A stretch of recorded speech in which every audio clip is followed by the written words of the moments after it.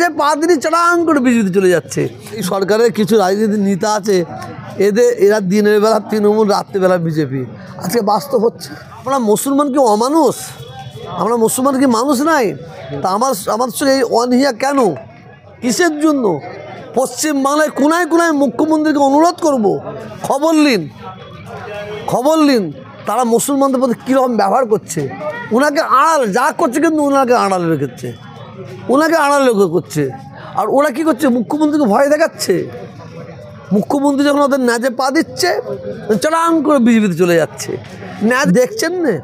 আমি তো আজ থেকে 10 বছর আগে বলেছিলাম, এই সরকারের কিছু রাজনীতির নেতা আছে, এরা দিনের বেলা তৃণমূল, রাত্রিবেলা বিজেপি। আজকে বাস্তব হচ্ছে।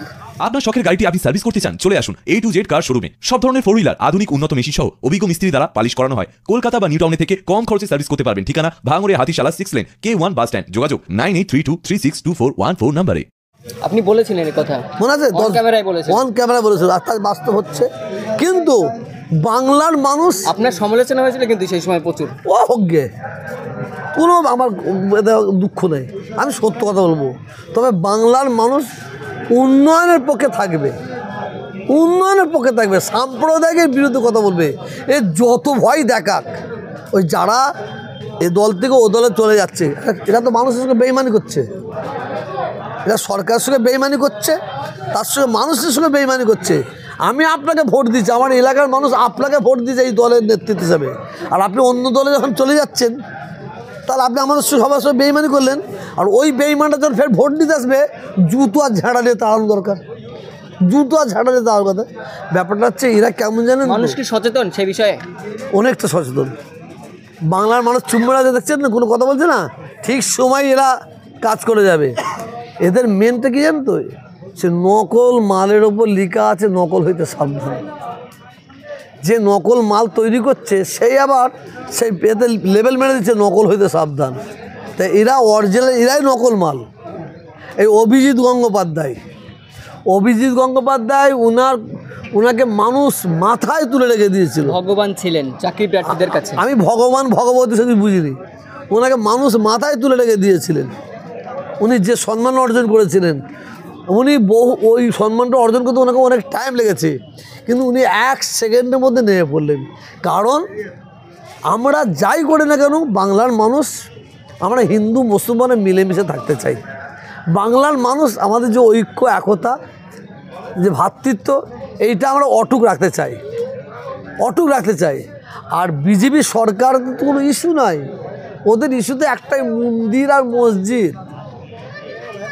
এই ভারতবর্ষে কোটি কোটি উচ্চশিক্ষায় শিক্ষিত ছেলেমেয়েরা তারা চাকরি পাচ্ছে না, তাদের জন্য কোনো চিন্তা হবে না। কোটি কোটি বেকার ছেলেরা আছে, তাদের কলকারখানা।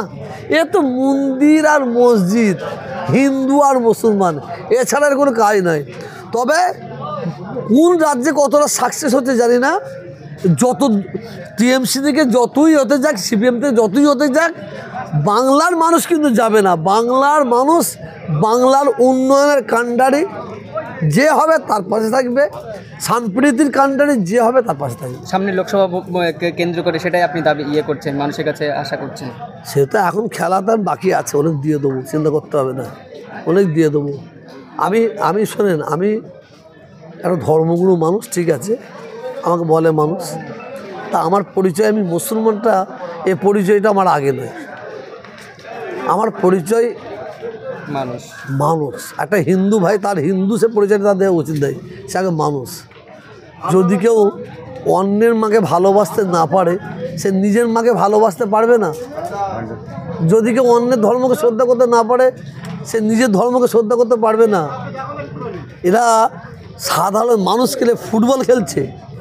2024-এ সাধারণ মানুষ যারা দল পরিবর্তন করে নিজের আখের গুছাবার জন্য যাচ্ছে, তা হলে ফুটবল খেলবে, দেখে নেবেন আপনি।